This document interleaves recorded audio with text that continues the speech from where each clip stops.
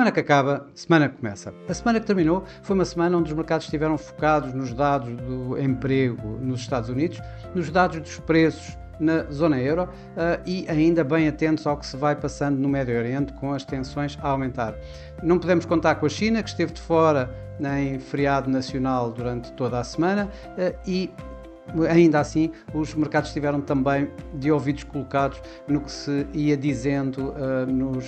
pelos responsáveis tanto do Banco Central Europeu como da Reserva Federal dos Estados Unidos. As tensões no Médio Oriente continuam a aumentar, mais ataques israelitas ao Líbano, mais ataques do Hezbollah a Israel, levaram aqui a uma escalada do conflito e com receios do mercado que se possam alargar a outras nações e arranjar uma disrupção na oferta de petróleo, o que levou os preços do petróleo a registarem fortes ganhos durante esta semana. Falando em preços, os mercados estiveram atentos ao que se passava com os preços na Europa. Tivemos os dados da inflação na zona euro, que mostraram pela primeira vez uma redução mensal nos preços em 0,1%. A taxa de inflação anual global caiu de 2,2% para 1,8%, abaixo dos tais 2%, o objetivo do Banco Central Europeu, e com a inflação subjacente a abrandar de 2,8% para 2,7%. Isto enquanto íamos ouvindo fomos ouvindo os muitos discursos, tanto do Banco Central Europeu como da Reserva Federal. Na Reserva Federal a discussão continuava a ser se os 50 pontos tinha sido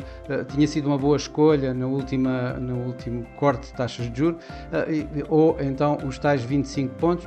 com o mercado a discutir, digamos, qual será o próximo corte de taxas de juros já na próxima reunião. Por outro lado, no Banco Central Europeu abriu-se mais a porta à discussão entre um corte de taxa de juros já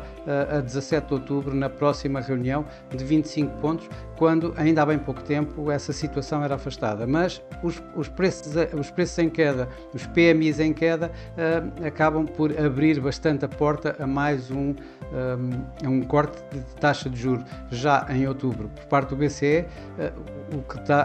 pelo menos é isso que o mercado neste momento começa a descontar. Mas os mercados estavam de facto bastante atentos ao que se iria passar nos non-farm payrolls e foram surpreendidos, ou seja, se estavam à espera de uma surpresa, ela aconteceu mesmo. Os non-farm payrolls mostraram um número espetacular em termos de criação de postos de trabalho, 254 mil, estava-se à espera de cerca de 145 mil, à volta daqueles conhecidos já do mês anterior e que foram revistos em alta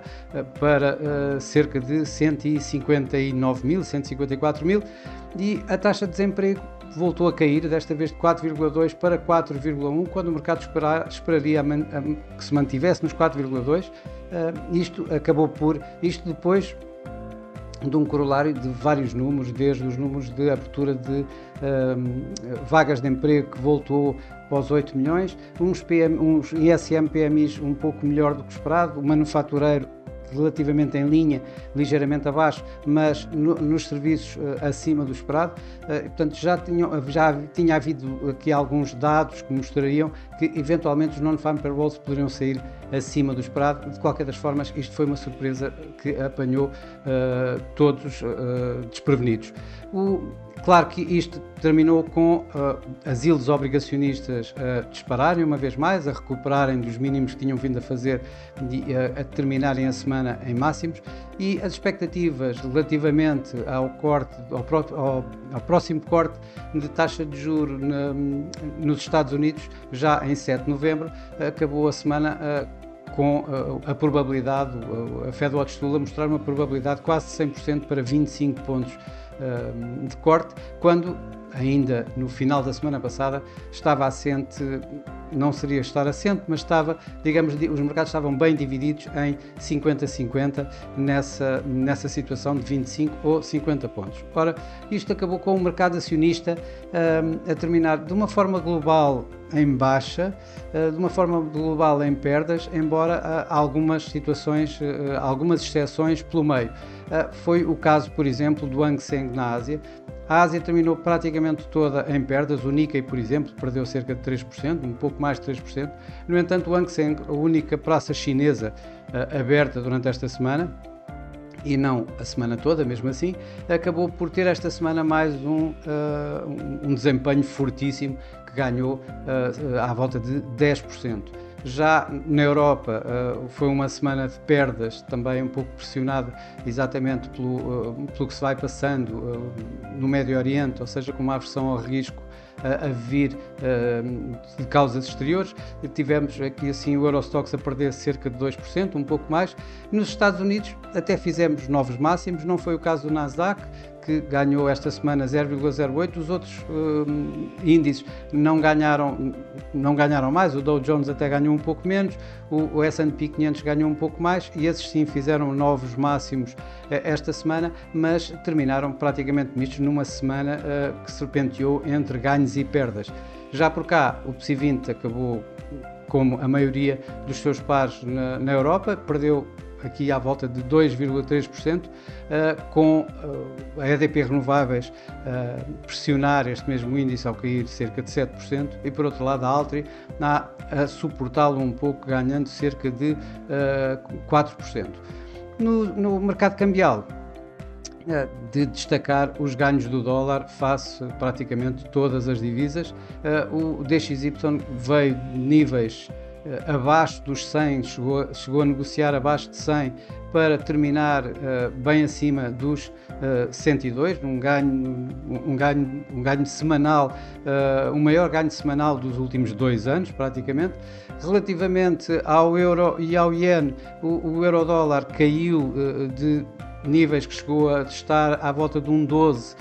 para terminar abaixo de 1,10, chegou mesmo ao mínimo à volta dos 1,0950, enquanto o dólar-iene, e o iene perdeu, além de o dólar ter ganho, o iene aqui ainda perdeu mais alguma coisa.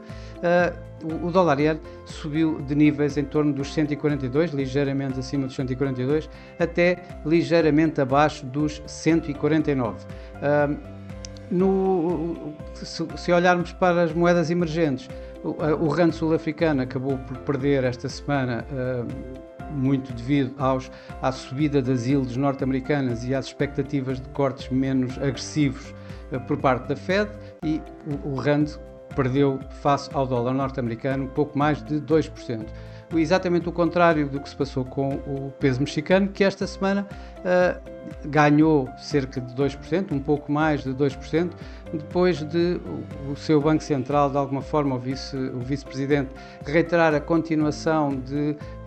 uma política restritiva de taxas de juros e mantendo essas mesmas taxas de juros em níveis elevados, e ainda o Supremo Tribunal reavaliar a tal lei que o Governo quererá revogar relativamente à eleição ou nomeação de juízes do Supremo Tribunal. Nos mercados de commodities, o ouro praticamente não se alterou dos níveis a que tem andado a negociar, tendo ficado, obviamente, em termos nos máximos, a negociar em torno dos máximos de sempre. Teve aqui um ganho marginal esta semana de 0,02%. Já os preços do petróleo, como eu comecei por dizer, tiveram fortes ganhos, e tanto o Brent como o WTI ganharam mais de 9% durante esta última semana. A semana que vai agora começar é uma semana em que vamos ter novamente, vamos começar com mais uma época de resultados, a época de resultados aqui assim do terceiro trimestre. Vamos continuar a observar o que se vai passando no Médio Oriente, certamente. Vamos continuar a ouvir os vários comentários tanto responsáveis do Banco Central Europeu como da Reserva Federal, e onde os mercados irão estar principalmente atentos aos dados da inflação que vêm dos Estados Unidos. Os dados da inflação dos Estados Unidos, o mercado espera que, em termos da inflação subjacente mensal, volte com os preços a ganhar cerca de 0,2, caindo dos 0,3 mostrados no mês passado, e isto para colocar a inflação no caminho dos 2%, que é, digamos, o objetivo da Reserva Federal dos Estados Unidos. Em termos mensais, a inflação deverá cair dos 2,5% para os 2,3%, enquanto a inflação core, a inflação subjacente, deverá cair de 3,2% para 3,1%. Os mercados vão estar bem atentos às palavras dos responsáveis do Banco Central Europeu, que depois de assumidamente os mercados estarem à espera e estarem a descontar 25 pontos base de corte na próxima reunião de 17 de outubro, vão provavelmente tentar rebater esse desconto, essa ideia do mercado dos 25 pontos, ou não, ou vão enfatizar essas mesmas expectativas, colocando de facto já bastante sublinhado esses 25 pontos de corte na próxima reunião do dia 17 de outubro, que ao terminar a reunião anterior era de alguma forma afastado. Por outro lado, também os mercados irão estar bastante atentos, ou será bastante interessante, eu diria mesmo, ouvir os responsáveis da Reserva Federal depois dos números espetaculares que nós vimos, que nós observamos na passada sexta-feira dos Non-Farm Payrolls. Por fim, vamos ter também mais bancos centrais, o Banco Central neozelandês, que depois da surpresa em agosto de corte de 25 pontos, o mercado está agora à espera de 50 pontos de corte, de 5,25 para 4,75, quando os dados conhecidos da Nova Zelândia mostram alguma contração económica e a necessidade do Banco Central dar aqui assim algum suporte à economia. E finalmente iremos ter o início de uma nova época de resultados e, como sempre, o pontapé de saída vai ser dado por grandes bancos norte-americanos como o JP Morgan Chase, o Bank of America, o Wells Fargo, e portanto vamos estar uma vez mais atentos aos resultados das empresas, do tecido empresarial norte-americano, e ver até que ponto é que isso vai impactar de novo os mercados financeiros. Bom, para já é tudo. Desejo a todos uma boa semana, bons negócios, e para a semana cá estarei com mais um Semana que Acaba, Semana que Começa. Até lá!